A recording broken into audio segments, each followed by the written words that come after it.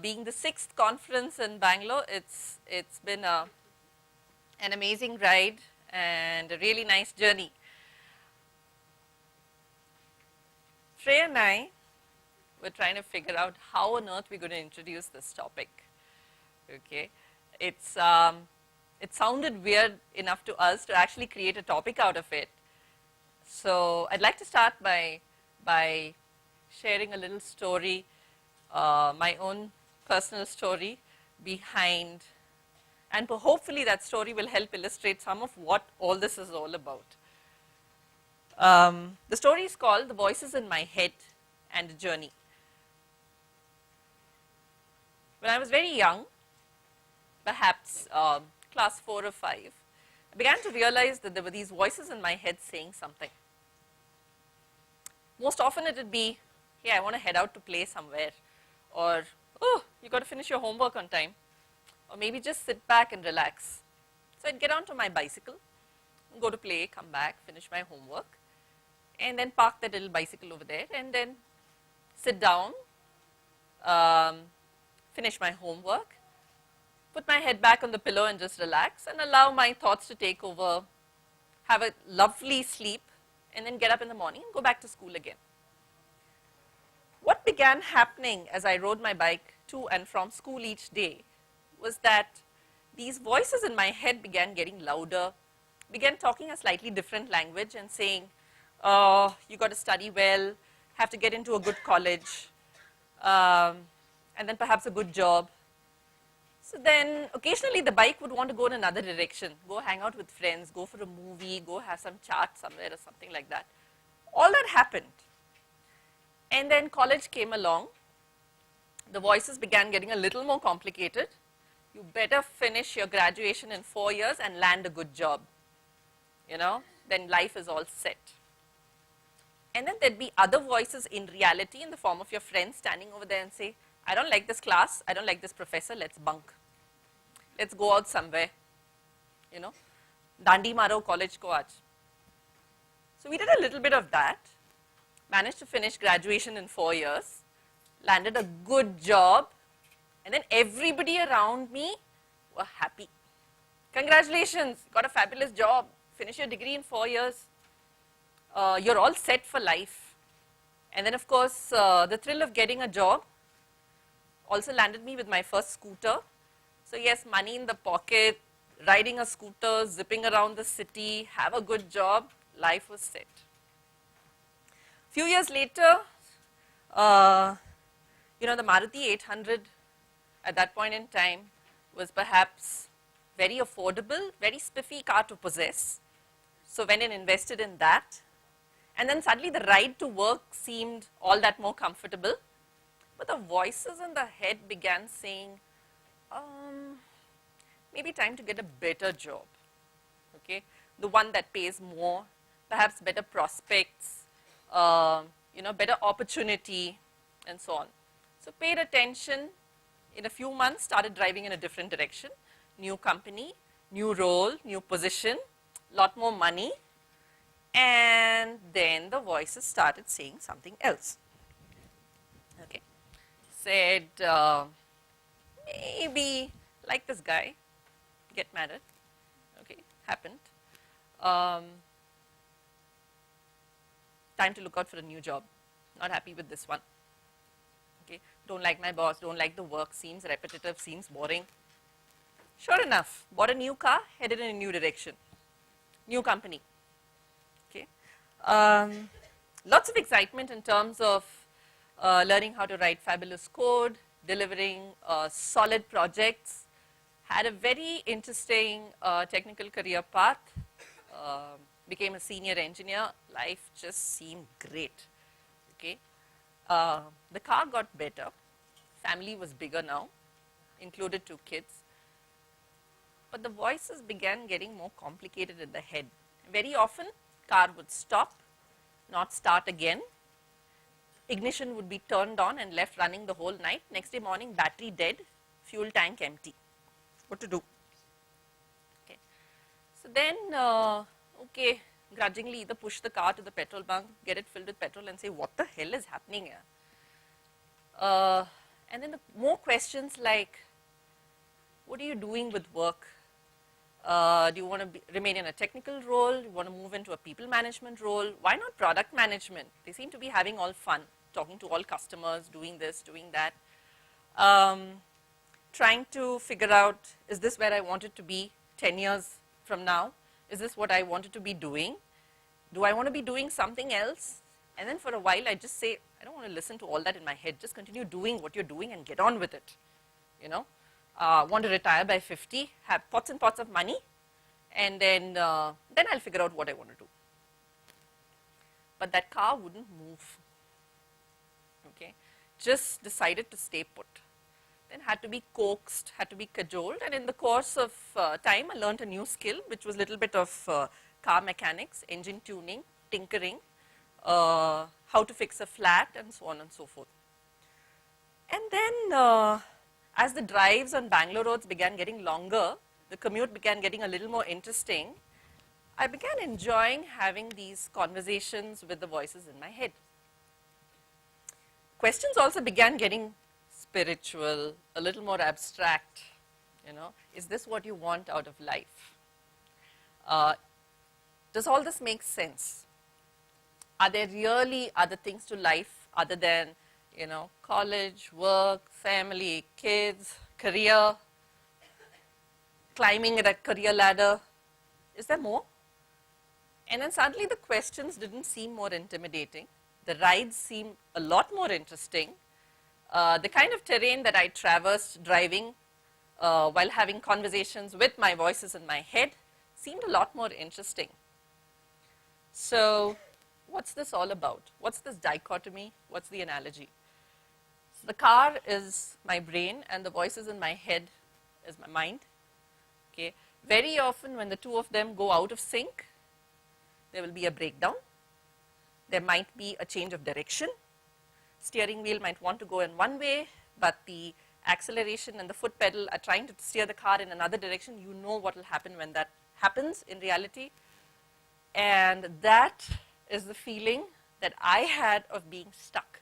It's happened very often in life, okay. It can be as intimidating as an obnoxious spiral that keeps going downward, kind of sucks you in. You don't really know how to pull yourself out. And sometimes you feel like you're riding waves, you know, that are just carrying you along. Everything seems to be going fine. And that is like the journey of life, okay. In the course of having this conversation, so Shreya and I began talking about this, and we said, why don't we see if there are a bunch of people that actually experience the feeling of being stuck like the way we have. We spoke to a few people, experienced professionals, and sure enough, there were people who had similar feelings. So when I was younger, if you observed in the story, the journey seemed to just move on. You somehow moved forward. As you grew older, your car stopping was happening more frequently, and then you really had to dig deep, had to figure out engine tuning, tinkering, how to fix your car before you actually got it to move forward in any direction. So today, we're inviting you to kind of make this journey with us and with Rashmi, who has had similar experiences that she'll share later, to figure out what it's all about, to perhaps become a slightly better car mechanic at the end of the day today, okay? So, second one, okay, thanks. So our take was something like this. This is not a textbook definition, okay? So the feeling that there's something more to your life, okay? Even if you're not in a position to identify, define, or describe, or take the actions. Like my story, I think, sounded pretty random. You don't know how to move ahead, but you know you have to do something to move ahead, and we define this as the state of being stuck. So as a starter, what I'd like you all to do at your tables is, in the next couple of minutes, as a group activity, you know, put down in no more than 10 words what being stuck means to you. Okay? So we'll start now. And then once you're done, try to collate the results of your discussion onto a single sheet. Okay? Maybe is Xerox? there's a way Priya. to engage them anyway. We right? will, we Maybe will, we we can will. have a separate We will. discussion. Sorry, no program for this. So, hi everybody, just a minute. The sheet that you have on paper is just to process your thoughts. If you don't use it, you don't lose out anything. For the moment, when you are putting your thoughts on paper and defining what is the state of being stuck, you don't need anything. You can do it on this board, okay? You don't need anything. So you're not missing anything, but trust us, we will have a soft copy reaching you somehow. We don't know how, but it will reach you somehow. For the time, just focus on getting what does it mean to you? What does being stuck mean to you? And get it in as close to 10 words as you can. And your time started long back. The ladies in the back, the ladies and gentlemen in the back, if you want to come up here and form your own group, that might be great. One intelligible sentence. There's a little bit of room up here, so One per table. Shreya. One more minute. One more minute. नहीं अभी time दे उनको. They just started.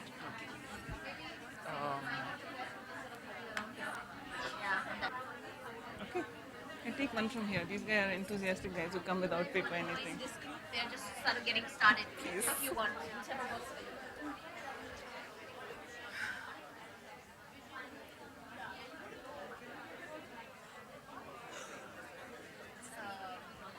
You wanna sit and be comfortable? Fine, it's all ours. It's all ours. Nobody cares, you know. Have another minute.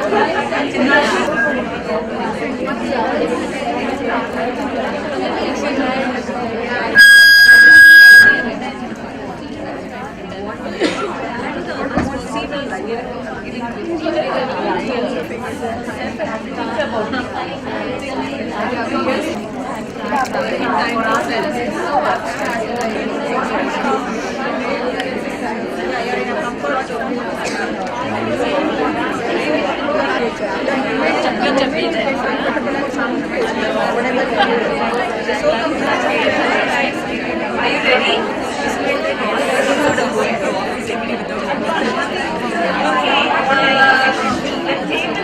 What I want to do apart from job life. Maybe I feel I don't have time to pursue my passion. Let's say traveling or dance. Okay, I that's just- more than 10. More than That's 10. It is 10 words. Okay. Okay, that's disqualified. The one table here. Okay, guys. Okay, go ahead. Oh, we got contention between these two. Mike. Can we have a mic here, please? Mic here. Oh, 10 words. Nothing new happening to give contentment to the unquenching thirst of accomplishment. oh! You can patent it. It's awesome. Very nice. Do you want to write it here? Yeah. Chitra. We'll take from this group, and that group had a mic. They had the mic. They had the mic. Okay. One, we actually are so stuck that we couldn't make a sentence. So our words are confused, risk aware, averse, self-discovery, tired, unsatisfied, disillusioned. What next? Want a simple life? No time to think. Oh! Okay, we're rocking. Okay, one last group here. Okay, one more. Okay, there. There you go.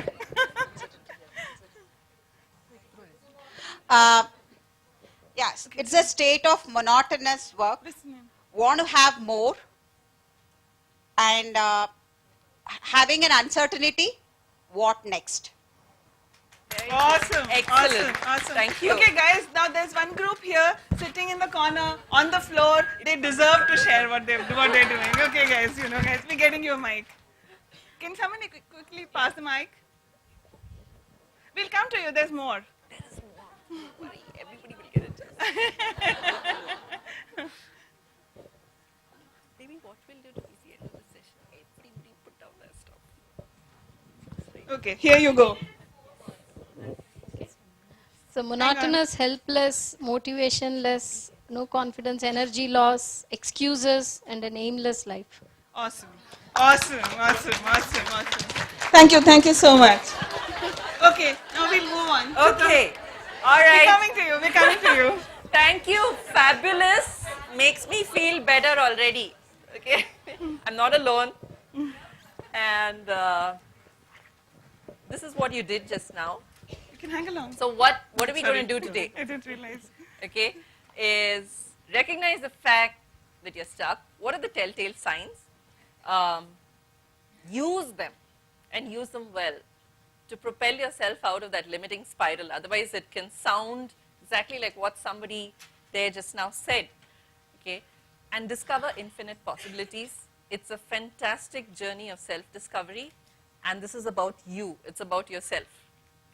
Okay, and the purpose of this whole workshop is help you get through that feeling of being stuck. Okay, it's not so bad, and make the most of this uncomfortable journey. It's almost like there's a book called The Road Less Traveled. It's just like that, and only keep you as the point of reference. Okay, like there's a saying that goes, if not you, who? If not now, when? Okay, so this is all about you. Sit back and enjoy. Okay, with that I hand it over to Shreya. Thanks, Chitra.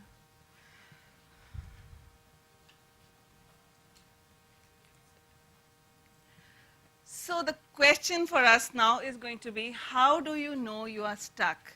And the purpose of this conversation is to actually see what are the warning flags? What are the red signs? What is it that you should be aware of? And how did we come about this discovery was a hypothesis that Chitra and I came up with some time back, that all of us have a set point. Let me try to define what a set point is. A set point is your default state of being happy or unhappy, productive or unproductive, resourceful or unresourceful. So there is a set point that each one of us have. And there are times when you are higher than your set point, you are more optimistic, you're more productive, more resourceful, you're just generally more happy. And there are points when you are a little lower than your set point. But wherever you are, like gaining an electron or losing an electron, it doesn't last very long. You'll come back to the set point. You'll come back to your position of comfort. So the question that we have is, how do we identify what our set point is? And how do we know whether we are actually fluctuating up or down? And what do we do to do that? So that's the first part. You should be aware of what your natural default set point is, and then also be aware of any triggers, any behaviors, any patterns that actually... Is this better? Okay. So, yeah, okay. We'll traverse the whole path. Okay. So the second point is not only identifying your set point, but also knowing your personal triggers, your personal behaviors, your patterns, which tell you if you're moving up or you're moving down. If you're moving up, enjoy the ride. If you're moving down, then catch yourself and take some time to reflect, to introspect. So that's what we're trying to do. I have personally changed 4 careers, not 4 jobs, 4 careers. I was in management, then I came to academia, I was teaching in a college management for a while, then I went to consulting, and now I'm working for NetApp. It's a corporate job. So I have changed careers, and what I realized that every time I changed, there was a reason for that change, and I felt it as a desire to make a difference. So every time you feel that you need to make a difference, and you don't see that happening in your current job, it sets you thinking, it sets you doing something. So that's one. And I can also sense what got me lower than my set point. My colleagues are here in this room, and maybe they can correct me, but I would like to believe that I'm a very conscientious professional. I'd like to do my best. But I don't do that all the time. And if that not all the time happens once in a while, it's okay. That can be a bad day for anybody. But if it starts coming closely together and recurring again and again, and we don't feel like coming to work, or you feel that you're not feeling as motivated as you'd like to, that's my trigger. But now the time is for you. I would like you at each table, at each group, wherever you are, thank you, to come up with one trigger. one trigger, one pattern, one behavior that tells you what's your warning sign. The intention of this exercise is that at the end of this conversation, we should all have a list of warning signs at that board there, and we can go back to it every time we feel, oh shit, I shouldn't be there, pardon my language, okay? And we can only come up with that list if you do a good job at your tables. And your time starts now, 5 minutes, and we should have one trigger, one behavior, one reason, one pattern that tells you that you're off your natural state. And once you're done, just raise your hands or walk up and scribe here on the board. And your time starts now, 5 minutes. Ladies? Join any group, girls. It's all ours.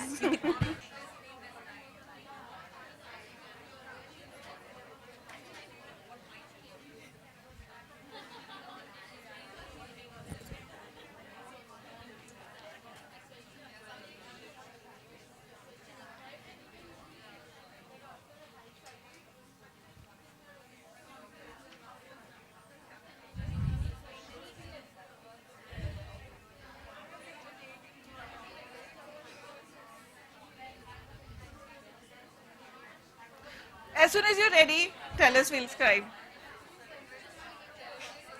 Anything, whatever comes to you. It could be a trigger, like,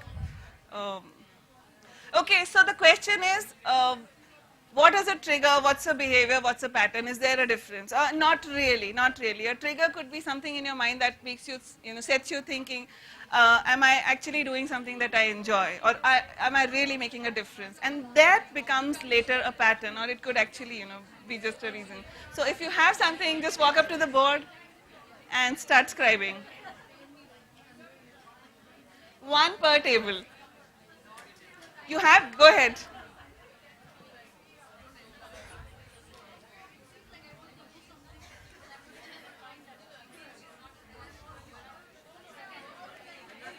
Not at all.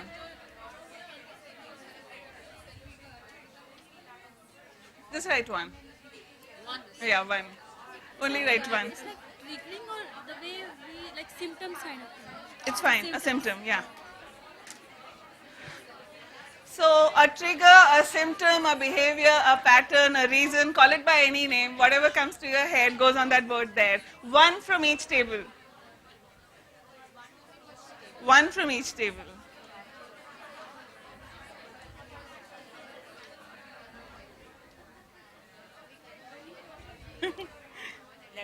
Okay.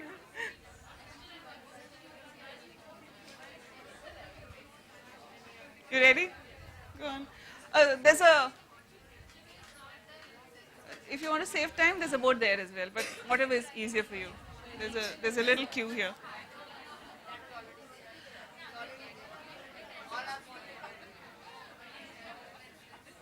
Guys.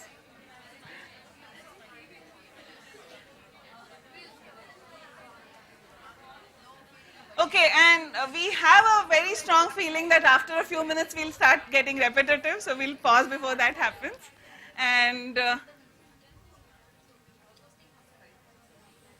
okay, one from each table. We didn't want the whole list from each group. And if it's already there, just highlight it. Okay, one.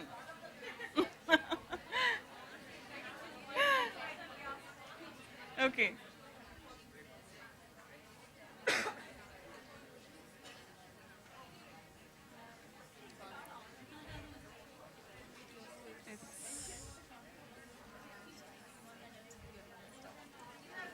Okay. Cool. Thanks. Let me get.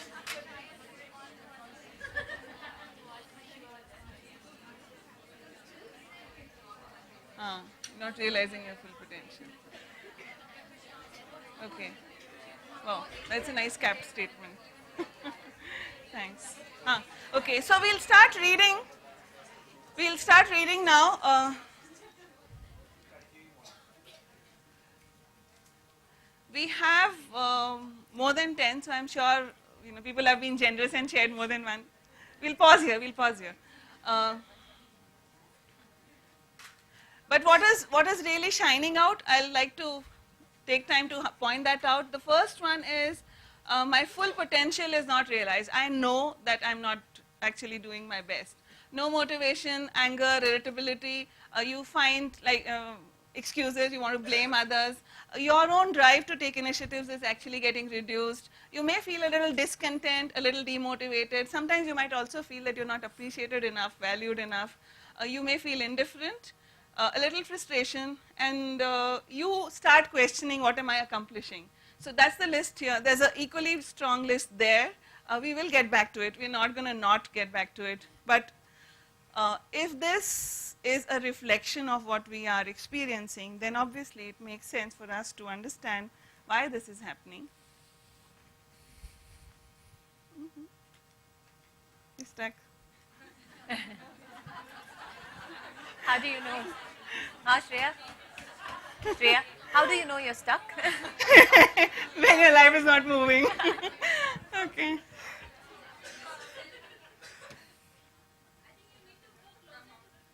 Really? Let's try that. The console.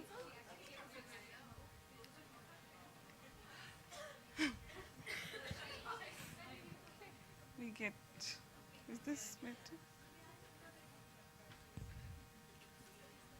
Where do we point, Pankaj? On the laptop. No? If help cut not using that helps, then we can move.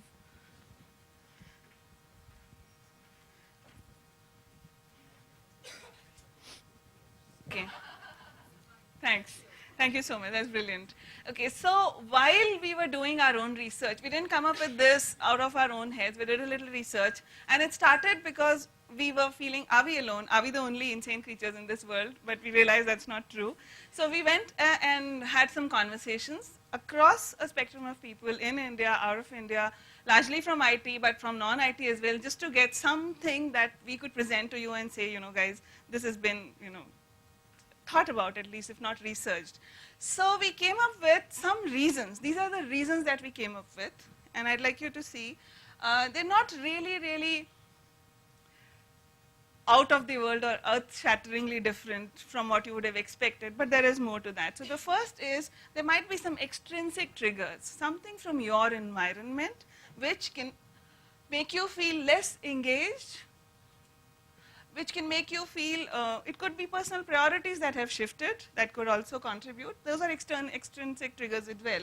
And maybe politics. Politics is an overused word, and we tend to kind of ignore it or shut down our thoughts to it, but it's existing. You can't ignore it, so it could be that. Or it could be something intrinsic, something that stems from you, something that actually is coming from you yourself. And that could be that you are now much more aware of your gift than you were, say, a little while back. You know, somebody said that I'm not using my full potential. You know what your full potential could look like. You know what you bring to the table. You recognize what contributions, what special skills, what knowledge you have, and you'd like to utilize that, and that's not happening. Or your own overall sense of well-being, the set point thing that we said, you don't feel as good as you used to or you'd like to, and sometimes it's just easier for you to accept that you are stuck, and that's an evolution in itself. It's so easy to ignore, because if you look at it from the outside world, things are going well. You have a great job, you're working in a good company, what more could you ask for? So it actually goes against the grain to say, guys, this is not working for me. So it takes courage to acknowledge that. So maybe your own ability to acknowledge and to accept and have the courage of saying so has increased over a period of time. So it could be that. Or it could be something called the ikigai, which is, we're going to talk about it later, just hang on. But what we discovered is that each one of us would like to feel that we are part of something bigger. What we do makes a difference. There is a purpose to our life. There is a purpose to our work. There is a purpose to what we are doing. And sometimes what that purpose is itself not well defined. It could be that. Or sometimes it is well defined, but you see it's not happening in your current environment. So I'd like us to just stay with these thoughts. We're going to come back in the exercises that we do later. But this is what our research told us. This is Pankaj. Is having this conversation, we actually met people on two sides of the continuum. There were people who actually said, thank you. There were people who said, we asked the question, have you ever felt stuck in your lives? And there was a bunch of people who immediately said, yeah, of course, what do you mean? You know, many, many times. And there was a bunch of people who could immediately recognize that. There was also a equally strong bunch of people who said, what do you mean? Why would I be ever stuck? And initially our reaction was, hey man, you must be in denial. What do you mean? You've been working so long and you've never felt stuck? Or even if you don't think of work in your personal life, you've never felt stuck? And then we realized, no, both the groups actually coexist together. So what we really want to do right now is to divide this room, however it's possible, into, I don't think moving around makes really good sense, but on your table, if you could divide yourself into groups of people who feel that they have experience being stuck, and that's one group. You don't have to physically move, that's one group. And the other group of people is who feel, not really, you know, I think I'm fine, I've never experienced that. So before we get into the activity, can I see a show of hands? Okay. But we still need to test. Anybody who feels that, no, I don't think I've really been stuck, can we see a show of hands? And then if there is a... All right, we have one Hey person. guys, you are a responsible number, you know, so don't feel shy, just raise your hands. Okay. So just to continue on what Shreya said, the professionals that actually express this in the course of our research have had 35 plus years of work experience. And So- they've had their own successes, they've had their own failures, not so successful, and they're wonderful people in their own right. So there's nothing wrong Yeah. in saying that you never felt stuck. You could be on both sides of the spectrum and be happy, but because we are outnumbered, so the smaller group of people, if you could just get together and be here, I mean, Take the stage. so just walk up here, and it's a small discussion. So the discussion that we're going to have here is, the question is the same for both groups, and we need answers from you at your table. One answer, please come on, come on. What did you gain from the experience? So we know that every experience comes with, it's not pleasant while we're going through it, but it would have come with some significant learning. And each one of us who has been through this journey, please really, actually said that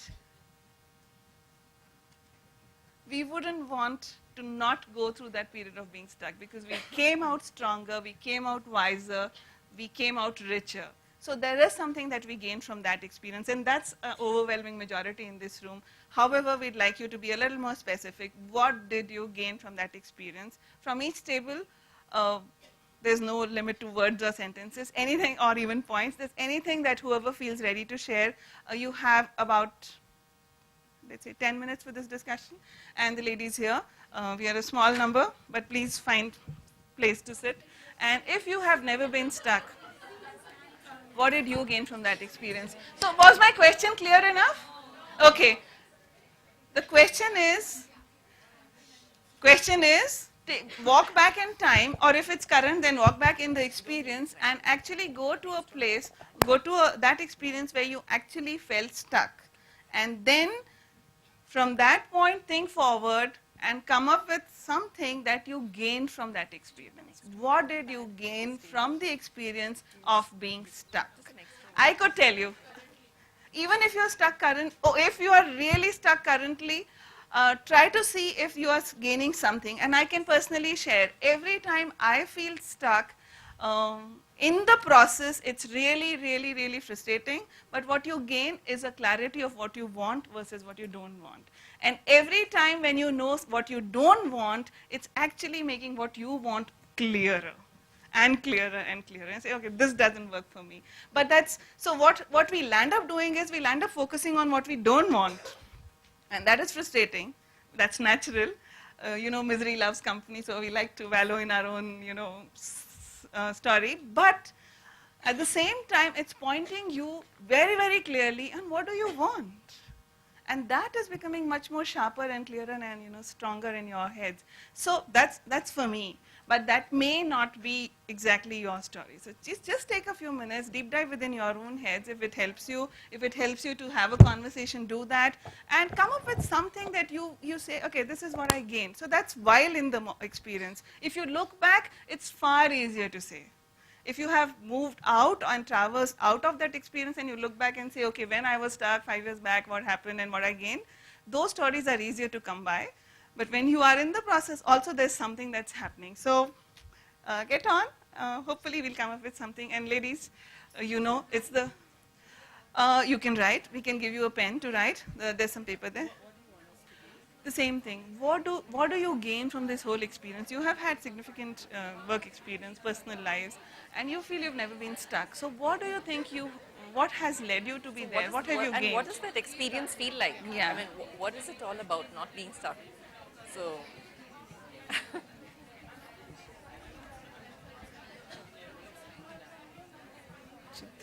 here's a pen. If you need, just raise your hands. We'll come back to your table if you need to have a conversation.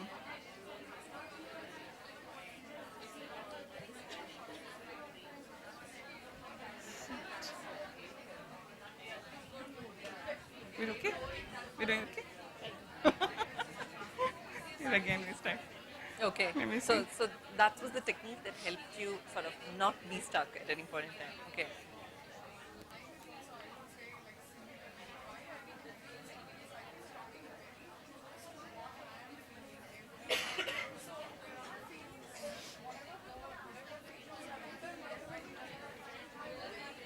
If you need any clarification, just raise your hand. We'll just walk by. Very similar to the Yep. people we met in the You course done? of our research. Awesome. That was quick.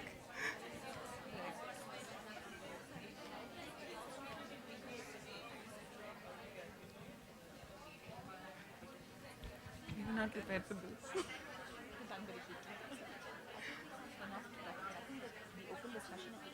That's going to be most rewarding.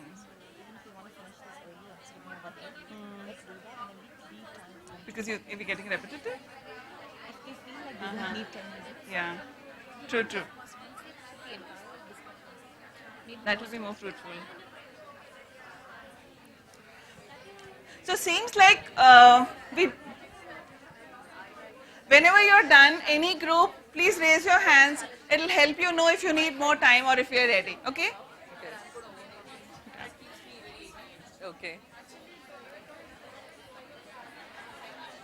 Should we circulate? Yeah.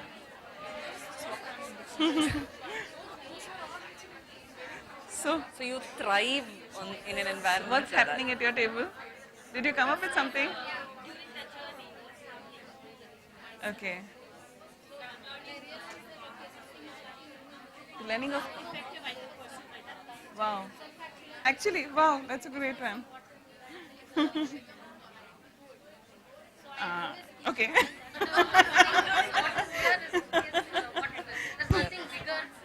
Okay, now You're in the now. if you're Focus in on the the present. tolerance Okay, good. zone, yeah. What So- now? What do you do today? True. So, team, Never seem to. And there were Team, other just a people, two second, other people also I'd in the like course you of our to- interview that we came across very, very similar this thing. So Stuff. we got this question is. Okay, just 1 second.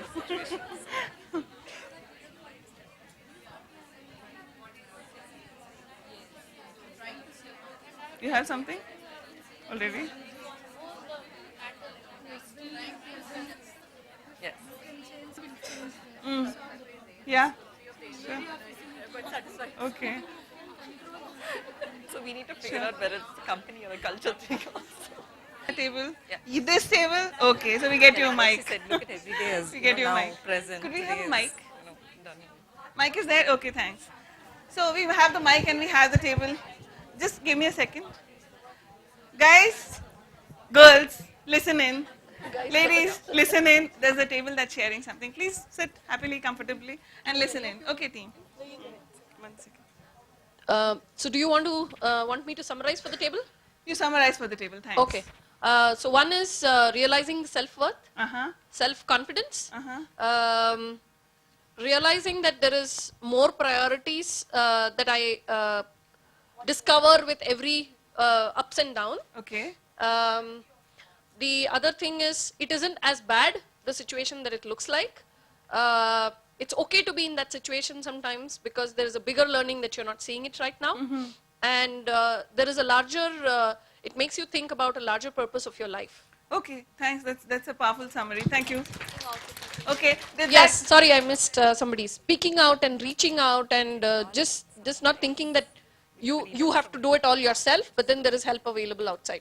Okay, it helps you reach out. It does help you reach out because you don't find the answers. Okay, this table. So this group has gained after being stuck is more accountability, clarity of thoughts, and a good problem solving ability. Awesome, awesome, awesome. I think we didn't land on problem solving. Okay.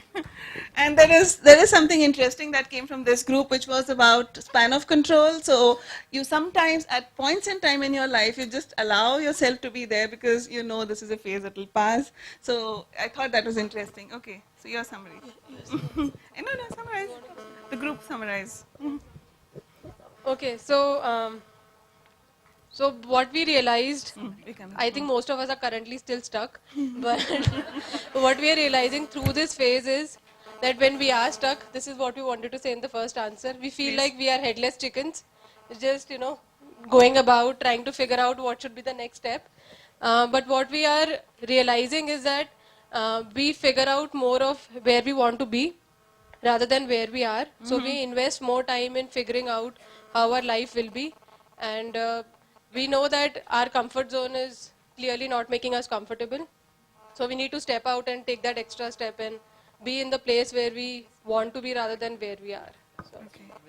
Thanks. That's powerful. Okay. And now the small little group here. Okay. Hi everyone, and we as a group, I will just summarize what we exchange the thoughts. So very first thing I would say that we won't say that we have never seen these symptoms. All of us, we gone through all the symptoms which is written here. You don't feel like going to office, or you don't feel like take new initiatives and all. But the thing is, the moment we realize, okay, this is a symptom, let's do something to do that. And there's a fresh start we do every day. I start tomorrow.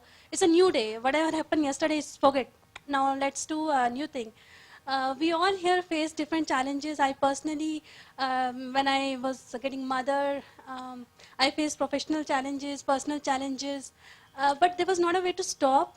We had to continue, and we just overcome from these, and we know what to do.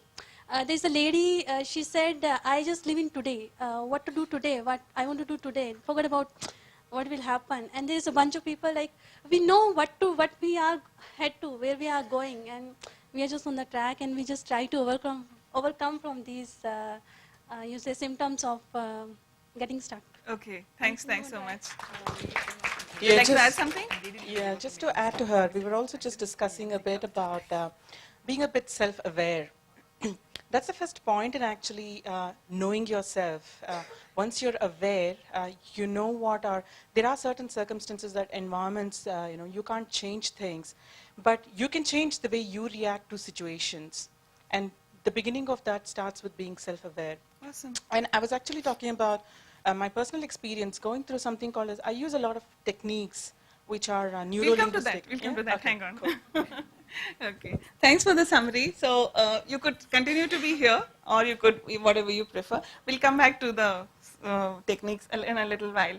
So we have something on the board. I'm sure it's not really visible. What we're saying, it doesn't really matter if you feel that you have been stuck or not. What matters is, are you authentic? Are you real? Are you honest? Are you open to yourself? And can you acknowledge what you're going through? That's the bottom line. That's the only thing that matters, because that's where you will start taking action. So moving on, we would like to invite Rashmi to share her story, her journey of how being stuck to unstuck, and what did she learn in between. And Rashmi, over to you. Hi everybody, and thank you to Chitra and Shreya for inviting me. I was one of the first sort of guinea pigs to be interviewed for this process, and the ideas sort of stemmed in their head. They're like, let's talk to all the people, and who's the first person we can think of who's stuck? Let's talk to Rashmi. So, prime candidate. But no, I was very grateful to actually have that opportunity, because sometimes you have that in your head, but vocalizing it really sort of helps you understand where you are and helps you understand where you want to go. So I'm just going to talk about my experiences, definitely no sort of magic formula. I'll tell you the things that have worked for me. I'm definitely with the majority, not with the group here, which has never been stuck. I have felt stuck many times, but it's been a journey. It's been a journey of never recognizing the fact that I was stuck, and then post that recognizing, oh, right, that's what I was stuck, and I was able to get out of it. So I'll just walk you through some of it. Feel free to interrupt, question. I'm open. It's a very, very informal discussion. And I am stuck. And I recognize it right now. Okay, just pressing the wrong button. Okay, so what does stuck mean to me? You all went through this discussion at your individual tables. So these are some of the feelings that I felt. Confused, filled with dread. And that, I will tell you, my family will endorse. Sunday afternoon, and you can see my mood just dip. Right? They will know when I start to get crabby and irritated, and my daughter will come and say, where are my shoes? And I'm like, what do you mean you don't know where your shoes are? Right? It's all sort of building up to the fact that Monday morning is work. Unfortunately, I'm one of those people that completely and totally falls prey to the Sunday evening blues or the Monday morning blues and for me, it just sort of starts very, very early. So that feeling of dread has been there at many times in my life, in my work life, family life, whatever. But, it's that, and for me, it's almost a physical manifestation. I can feel the tension build inside of me when I am unhappy or I'm like not looking forward to what's coming up. The reason I put feeling inadequate there, and here it's more of a, it's not just about, oh, I don't know if I'm good at my job. It's really about being in technology. Things are moving so fast, right? So I was an individual contributor, and then I became a manager. And when you're a manager, you're leading a team. And typically you've given that position because you kind of are maybe familiar with that technology, you've built your expertise in it, and now you feel like you can lead a team. Except what happens is, if you're a good manager, you're sort of, removing this is my, not to say that no other managers are good, but this is my definition of a good manager. You're removing obstacles for your team, right? You are trying to not get in their way. You're trying to do things to say, okay, I will let you do your job in peace. I'm just going to remove everything that comes in your way. So in that process, what happens is you're not really, you're improving your management skills, but in a strong technology company, you're not building your technical skills. So very quickly, your team is far, far more technically savvy than you are. And at some point, you do feel inadequate. You're like, AngularJS, really? How come I don't know this, right? And how come they're so much better than I am? That feeling was something that I experienced. I had a fantastic team. Nobody ever came up and questioned, like, why the hell are you our manager? And sorry, I apologize for my language as well. But why are you our manager, right? You don't even know half the things that I do. At that point, it was really about sitting back and saying, am I even, it's that whole thing that Sheryl Sandberg talks about, that imposter or fraud syndrome, You feel that sometimes, like, am I a fraud for being here and, representing this team when I don't know half the things that they do, right? So that was definitely a feeling of, I don't have the time to learn as much as they do, and I am stuck. And the other thing is, seeking more out of life and work. I think that comes to us at various points. And I'll tell you where I felt that more strongly than other times. For me, one of the things, I also did a little bit of research on the topic after I had that discussion. And these are the two things that sort of stood out very strongly for me when I felt most stuck. Major life events do cause us to stop and think, right? On a day-to-day basis, you're not always waking up in the morning, am I stuck today? No, I feel fine today. That doesn't happen, right? It is a build-up and definitely a rethink. You do try to reset when it's a huge event that happens. Missed promotion. Now, for me, I've had it on both sides. Being a part of a team, you're sometimes, we're all aware of the fact that we have, focal reviews that happen, you have weekly reviews that happen, whatever, you feel like you're, I've got this, I know where I stand in my team, I know what my manager thinks of me, blah, blah, etc. You go into this discussion and you're like, I've done a fantastic job this time and all the feedback I've got is great. You go in there, you don't get it, right? That is a huge disappointment. I don't know if you agree, but for me, it is always a huge disappointment. And it has happened multiple times. Sometimes you go in there and you're pleasantly surprised. You're like, really? You promoted me? Why? Right? I've never asked, but you do wonder, right? What did I do this year? Because I didn't think it was worth it. But it is a build up, right? You do things for 5 years, and then on the 6th year you get a promotion for something that you did 2 years ago. But this is a point when you rethink, like, why am I here? Do they think I am worth it, right? Are they appreciating me for the things that I do? Do they even understand me? That's a huge point when you do rethink and say, I'm stuck now. Why am I even in this company, right? And I've seen it from the other side also, when as a manager, you do make decisions. You try to make informed decisions. You try to be as fair as you can. All of us are in it for the right reasons. But there are times when you make mistakes. And then everybody in your team is coming in expecting the promotion. Not everybody is going to get it, right? So you do have those opportunities as well when you sit back and think, am I doing a fair job here? Because that disappointment from your team does sort of reflect back. And I know I'm sort of going very specific into management because, this is a part of the management track. If you think that it's not relevant, let me know, and, we can talk about other things. But that was definitely 2 points where I felt very strongly. The third point, which is a personal loss. Now, this is something that, I spoke with Shreya and Chitra about, and I was like, I don't know if I will talk about it, I won't, but I think I will talk about it. These are things that come very, very, they're huge events that happen in your life, and it happens in all our lives, and they do make you rethink, right? And they're not easy to talk about because you don't realize that if it's a personal loss, how does it impact your work? It impacts every part of your life. So I lost my mother 2 years ago. It was a completely unexpected loss, right? I was with her until 7:30 in the evening. 7:50, my dad calls me and says, she's in a coma, I don't know what happened, right? It's hard for me to talk about it. But I talk about it because it was a huge moment in my life when I sat back and I said, everything that my mother has taught me through, and I have a sibling, and it's just the 2 of us, and we both felt this, right? And that's why I'm sharing it.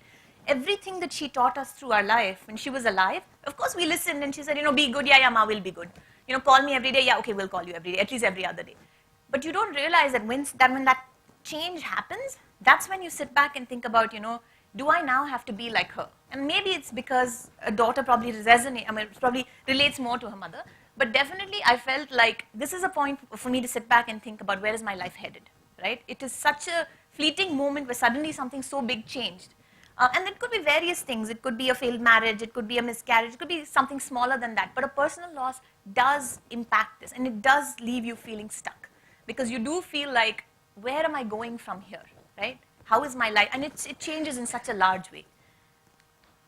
So here are some of the scenarios where I felt stuck, right? One of the things that I did, I sort of stayed an individual contributor for a very long time in my life, for many different reasons. I was enjoying it. I was in a company that rewarded, individual contributors. You were technical. It was cool to be technical. You'd be surprised that after I became a manager, every time I would talk to my team on their, annual review and ask them, so what is your career plan? So like, oh, we don't want to be a manager. I was like, what? Like, why did we get such a bad reputation? They're like, we definitely don't want to be a manager. It's in a lot of companies, it's treated as a rubbish job. Not rubbish as in, you guys don't know what you're talking about. It just seems like there's a lot of work that you're in meetings all the time. I don't want to have to deal with people's emotions. I don't have to deal with people's prioritization. I don't want to be the bad guy. I just want to do technical work because that is cool. Agreed, right? But I feel, and I would talk to them and I would be like, you know what, you need to rethink this because at some level it's also about your own capabilities. Are you a people person? There is immense joy in helping a person recognize their career and moving ahead. And I'm probably talking to a room full of people who are in the management track, and that's why I do it. Because that satisfaction that you get of helping a person recognize their strengths and moving ahead is immense. You cannot put a price on it. But that was an interesting time in my life because my younger one was about 2. And I was thinking, in IC means flexibility, management means no flexibility. That was very clear in my head. So I'm like, I'm not going this route. But I was stuck because I was in a role where I was doing what I was doing it really well. I could either go into what is an architect stream, which means I would have to sort of architect large systems. I didn't know if I had the capability of doing that. I could either go deeper as an IC, which would mean an individual contributor, get into a very niche area, work 10 hours a day, be coding all day. I wasn't sure if I was interested in that because I thought I would like to interact with more people. Not like ICs don't interact, the opportunity is fewer. And I felt like some of my key skills wouldn't be used, but management to me was inflexible. So, it was funny because I couldn't recognize the fact that I was stuck, but somebody externally did. My manager at that point said, why don't you try this, right? I think you have the skills for it, try it. It's hard for you to accept that from somebody else, but I would say there are many opportunities when somebody else can recognize that you're stuck better than you can yourself. So maybe keep your eyes and ears open for that. And one of the things that when you're stuck is, I think, when people give you an option, it doesn't always seem like the best option, right? And when he offered it to me, I was like, I don't know. And the only thing that helped me make that decision was he said, it is a lateral move. You move, you don't like it, you can come back. What do I give in return? I give up my promotion for the year, 2 years, whatever. Because you're going, you're trying something, you're coming back. Company is not going to promote you for trying something, right? I was willing to take that risk. I said, that's fine, I'll try it. And then I moved over and then I never looked back. I enjoyed it, I knew that was me. The second thing was riding the wave with the company.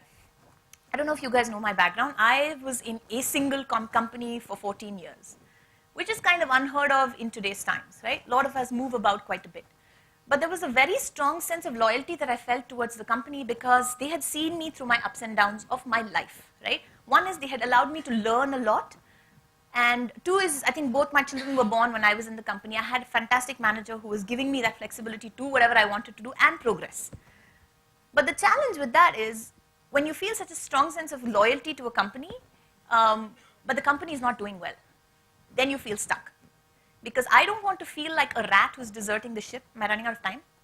Okay, very quickly then.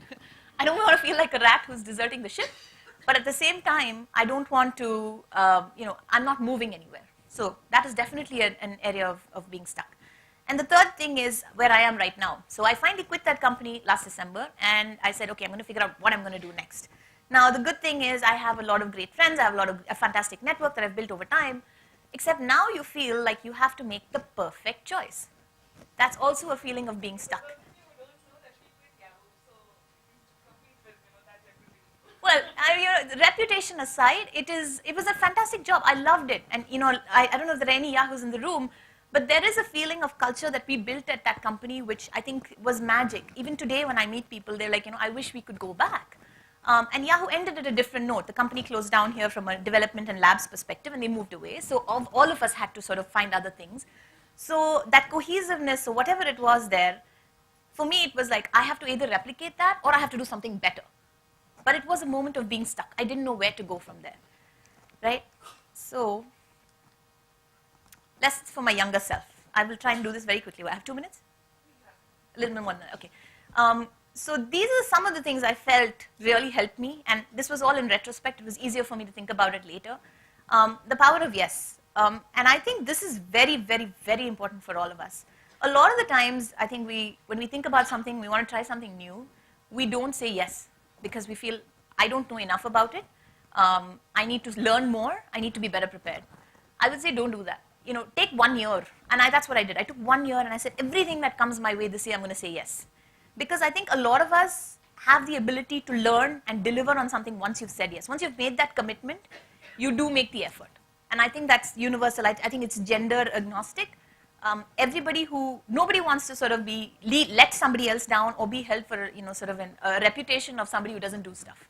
So when you say yes, you will do it. So I think the one thing that I heard from one of the people one conversation that I had was, and that was a women-based conversation, but the thing was, the probability of success is the same as failure. It's 50%. You could either do well or you could do badly, right? Why is it that every time we enter something, especially when, I think this is a conversation about entrepreneurs, why is it that we get in thinking this is not going to work, right? I think the conversation should be flipped. Say, this is definitely going to work. If it doesn't, I'll figure it out at that point, right? So that is, I think, a really important mindset change that has helped me. The second thing is, of course, which we've already discussed quite a bit about, is define your own utopia. Recognize where you are good and try to sort of use those skills as much as you can. And, the don't chase the waterfall was more about, when we're sort of, in some ways, we're all social beings, where we've got friends, we've got family, etc. And in my case, I have a stellar family. I'm sure everybody says that about their family, but for me to match up with what my siblings and my in-laws and everybody does is a far cry. And at a long point of time, it was hard. And my colleagues and my, schoolmates, etc. And that's what, you have a WhatsApp group and everybody's like, I'm VP here and I'm like running this company which is making $20 billion. And I'm like, I'm stuck at home. Yeah, okay, I'm not sharing what I'm doing. right? So don't chase that waterfall. I think that's important. In my opinion, I think it's easier when you're older because you're just more, you're more confident about your skills. You're like, that's fine. I know what I'm doing and I do it well, right? But in some ways, I think it's important to even recognize it when you're younger because then you have a much longer runway to sort of do stuff, right? So it's fine to have a benchmark to know what it is that you want to reach, but make sure that it's what you want to reach and not what everybody else is trying to chase for.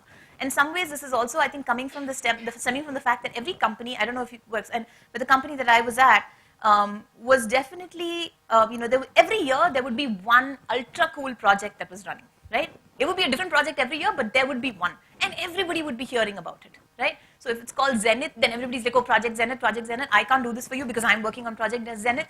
And sometimes you feel like, oh man, why am I not a part of that, right? I don't think that that's necessarily always the way to success or being unstuck, right? And sometimes you feel stuck there as well. You're like, why didn't I get that opportunity? Or maybe that's where I should be. In a lot of ways, it is just about, 70% of the company is actually working on keeping the company going. It's that 30% that's working on Zenith. Sure, they're helping maybe new revenue, whatever, but then again, 50% chance of success, 50% chance of failure. It's the same odds for everybody. And this is a sort of a more preachy thing, so please ignore it, but I think it has worked magically for me, right? It's a very simple phrase: do good, do work, and do good work, right? Some of the things, the number of people that you come across in your daily life, in your work life, etc., not everybody will influence your life, right? There will be somebody from the PR team, somebody from the events team, somebody who's doing testing, somebody who's doing QA. I could be in testing, somebody could be development, product management, whatever. Everybody will have something for you to do. They will ask you for help at some point. I would say, go back to power of yes. Say yes. Do the small things. Do the irritating things. Do the insignificant things. You'd be amazed at one, how much you learn from it, two, what kind of relationships you build, and three, the opportunities that come your way through that. I'm not saying that everything you do should be with the ultimate goal of I'm going to get something out of this. In fact, I'm saying the reverse. Just do it.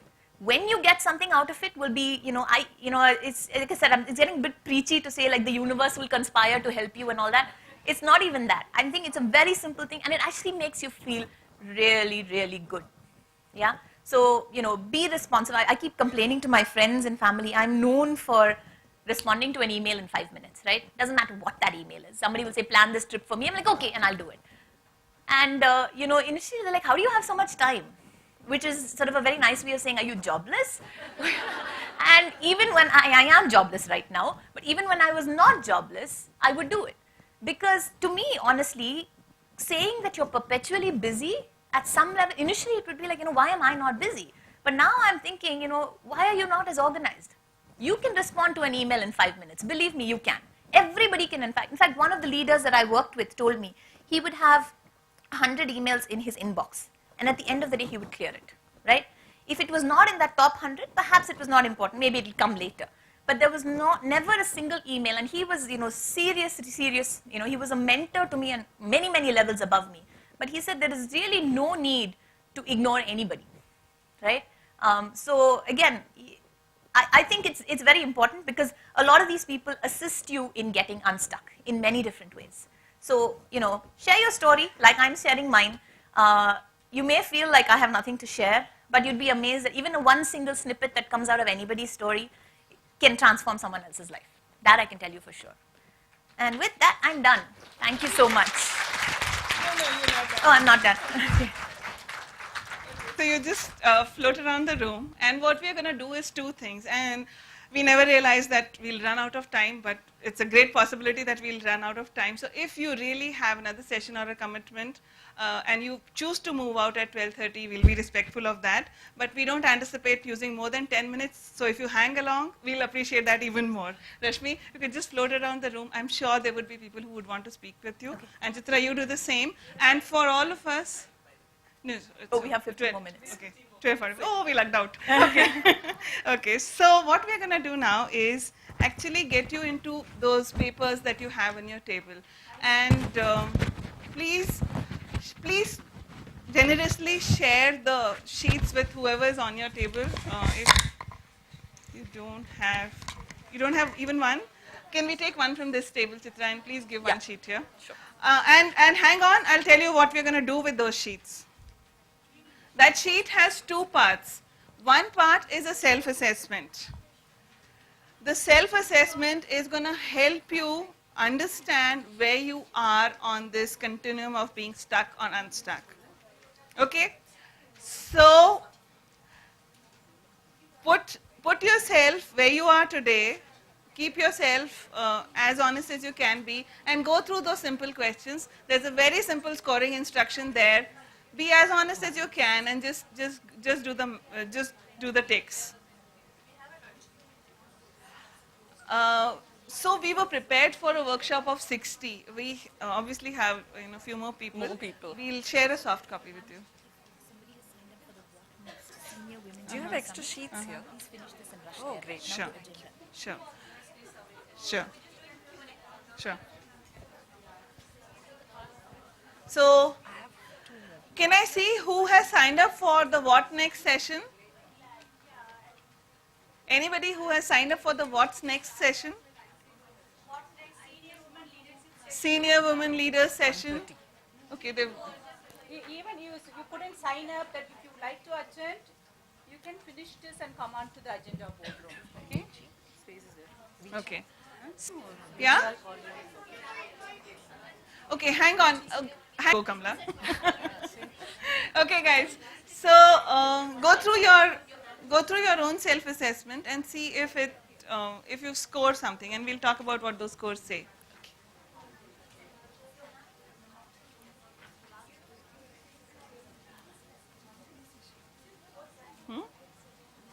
I don't know, honestly.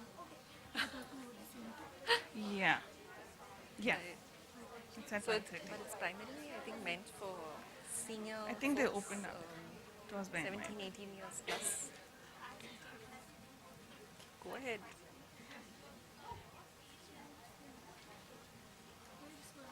We'll tell you.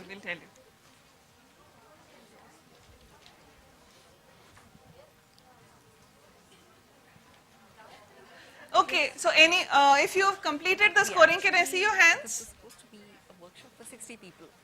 Okay, you have another minute to quickly do the math. We'll find a way to share the soft copy.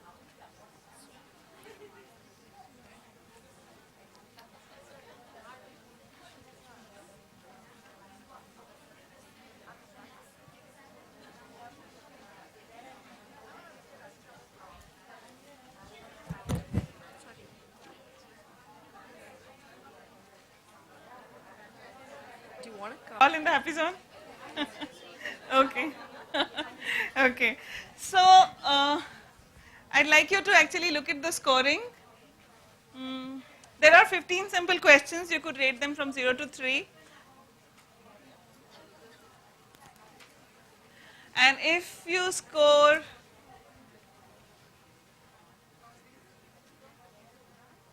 if you take a minute and write your email somewhere. If you don't have the sheet, we'll make sure that you get the presentation and the scoring sheet. Okay, so I'd like us to actually look at, if you are anywhere between 0 to 14, you might be feeling some things that you feel that, okay, they're not going well, but trust me, you are in a very happy zone. You could have your good days and you could have your not so good days, but you are in a very happy zone. Please continue doing whatever you're doing and ensure that you take time to appreciate the goodness around you. If you are in anywhere between 15 to 29, there is reason for you to be a little stressed, and it really would work if you just take a little time off. It could be a weekend, it could be a week, it could be 2 weeks. Just take some, or it could be an hour. Sometimes getting an hour to be with yourself can also seem like a luxury. Take some time off, and what you really need to do is just identify what's not working for you, and take one little action to address that. Sure. If you have scored, anybody who scored above 30? That's Yeah? okay. So we can see the hands. You have? Okay, stay back. You can join the gang here.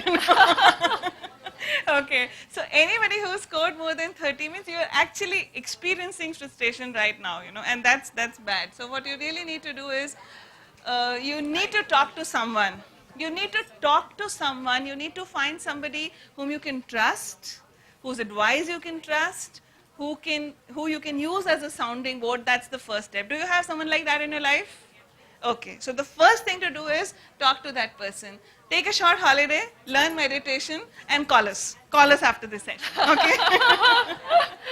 Okay, and now turn your sheets around. For those of you who have the sheets, turn the sheet around, and this is what we have. I would rather open the sheets. Yeah. There's another. There's a little diagram there which talks about Ikigai. And if you pause here, I'll tell you what Ikigai means. Okay, Ikigai is very similar to what we would call, why was I born? Raison d'etre, why did God create me? But Japanese had a simpler way to put it, and they say Ikigai is a Japanese concept, like Kaizen, we're familiar with that. Sometimes Ikigai would get that same popularity.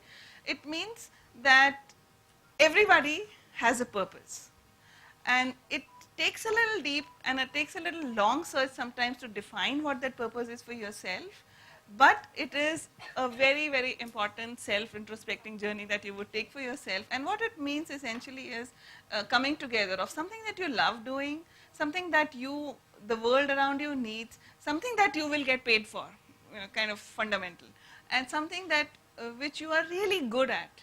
And if you can come to an intersection of all of that, primarily by identifying, then you have actually sorted out your path a little more. So I promise that you cannot find this out in the next 10 minutes. You cannot.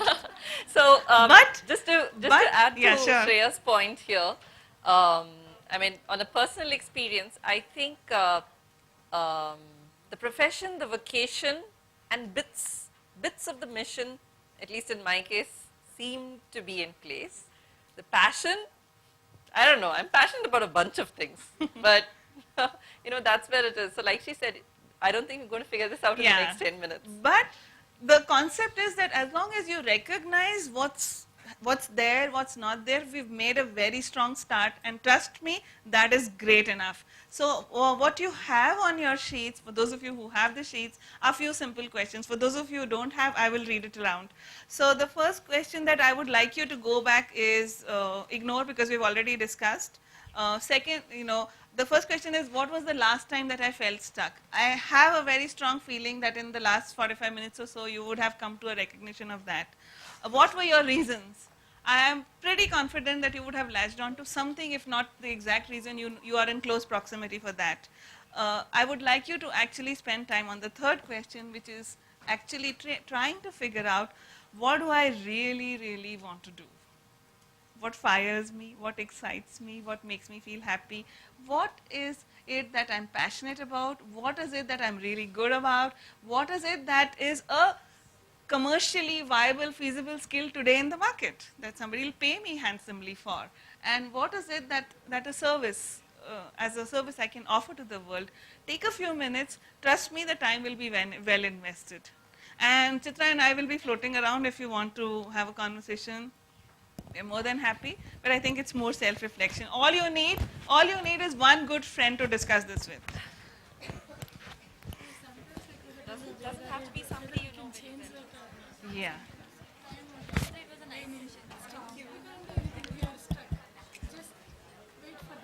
Yeah. Yeah. I am into industry, IT industry. I do product management. Okay. But then I've been often feeling that I want to get into the academy. I got into academy. Yeah. But I'm not sure. It's a feeling of stuck of, am I going to do the right thing? Will I come back? I just want to try out. Sure. So you've been in academy, right? Yeah. So how do I? I'm not sure. Yeah, I want to share. I want to discuss and